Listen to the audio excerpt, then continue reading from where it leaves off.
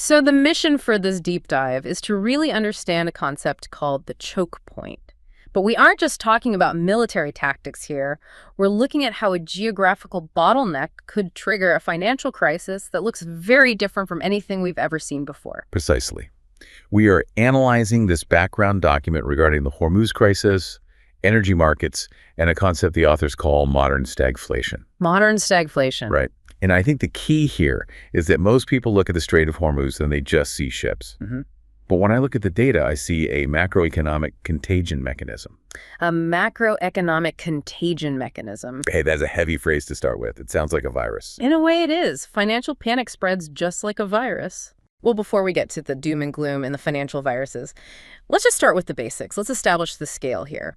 Because I read the sources and just how much stuff is actually moving through this water. The numbers were honestly way higher than I expected. They are staggering. If we look at the 2023 and 2024 data, we are seeing a daily volume of about 20 to 21 million barrels of oil passing through the strait. 21 million barrels. Yes. Every single day. Every single day. And to put that in perspective, that represents about 20% of the entire world's oil consumption. Wow. But here's the stat that really matters. If you look just at oil that is traded by sea, song, that is actually put on a ship and moved from one country to another, it's 1/3. 1/3. So 1 out of every 3 barrels of oil floating on a ship anywhere on planet Earth right now is squeezing through this one tiny choke point. That's right. That is wild. It's like a rush hour bottleneck, but for the entire global economy. And the sources made a point that it's not just crude oil, right? It's not just the black stuff. Correct. It is a massive corridor for LNG liquefied natural gas, specifically coming out of Qatar. Okay. Plus, you have all the refined petroleum products. So it's not just the crude stuff that makes gasoline. It's the gas that heats homes in Europe and powers electric plants in Asia. It's a full spectrum energy corridor. Okay, so I want to play devil's advocate for a second here because I read the source material and it clearly lists the main buyers of this oil. It says the heavy hitters, the big customers, are Asian countries. So China, India, Japan, South Korea. That is correct. They are the primary physical destination for those ships. Right.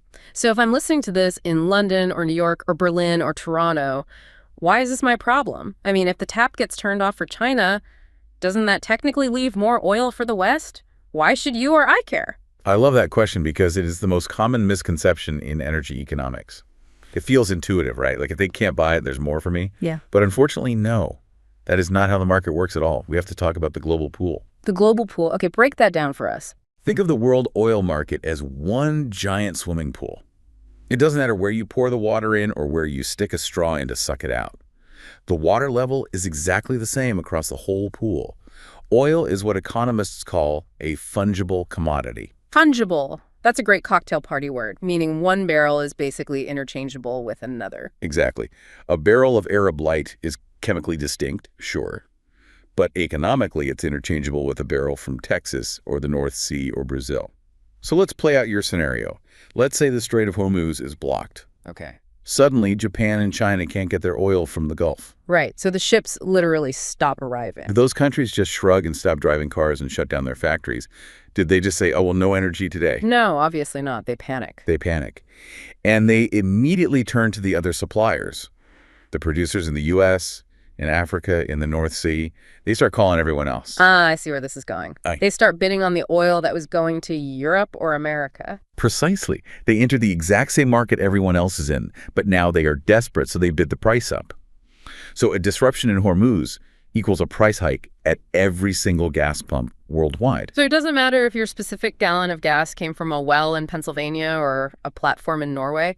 The price you pay is determined by that global pool. We are all tethered to this one geographic point, whether we realize it or not. It is a fully integrated global market. You just cannot isolate yourself from a shock of this magnitude. If the pool level drops, everyone feels it. Okay, so we've established the scale. It is huge. And we've established the connection. We're all in the pool.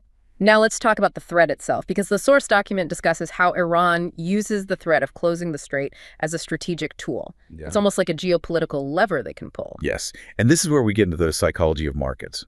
Iran views the strait as a deterrent. It is their leverage against the U.S. and the West, particularly when tensions rise or sanctions tighten. It's their way of saying, if we go down, we take the global economy with us.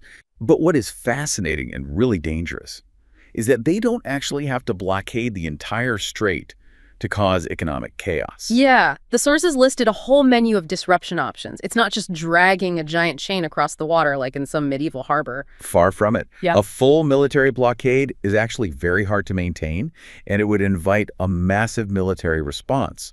But you don't need a blockade. We're talking about naval mines, drone attacks, anti-ship missiles, or physically seizing tankers. Just asymmetric tactics. Exactly. You don't need a massive navy to do this. You just need speed and surprise. And this triggers what the document calls an economic chain reaction. Right. It starts with the risk premium. Yeah. Imagine you are a shipping company right now. You hear that a drone hit a tanker yesterday. Do you still send your ship through? I mean, maybe. Yeah. But I'm going to be sweating bullets. You might be sweating, but your insurance company, they're going to absolutely panic. Oh, I bet. The premiums must just go through the roof. They skyrocket. And that happens immediately, before a single drop of oil has actually lost the cost to move the oil jumps because the insurance is suddenly 10 times more expensive. And knowing how businesses work, that cost gets passed right along to the buyer. Exactly. And then the futures market kicks in. Traders sitting in New York and London start anticipating a real shortage. They start buying up oil contracts, which drives the price up further based on fear, not just reality. It creates this self-fulfilling prophecy. Which leads us to a term that the sources emphasize quite a bit, cost-push inflation. Now, I feel like we hear about inflation a lot, especially in the last few years, but usually it's framed as too much money chasing too few goods. That's the classic definition. This is different. Very different. Too much money is demand-side inflation. Yeah. That's when everyone feels rich and goes out to buy stuff. This is a supply-side shock. And the source material makes a crucial point here. Oil isn't just for cars. It is a basic input for practically everything in our modern life. Give me some examples beyond the gas station. Like, if I don't drive, am I safe?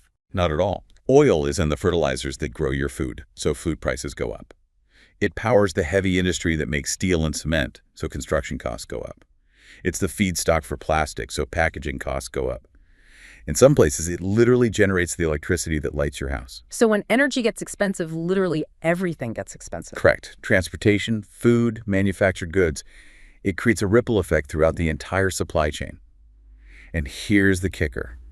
The economic constraint mentioned in the document is low supply elasticity. In plain English. It means you can't just turn a knob and get more oil instantly. It takes years to develop new oil fields or build new pipelines.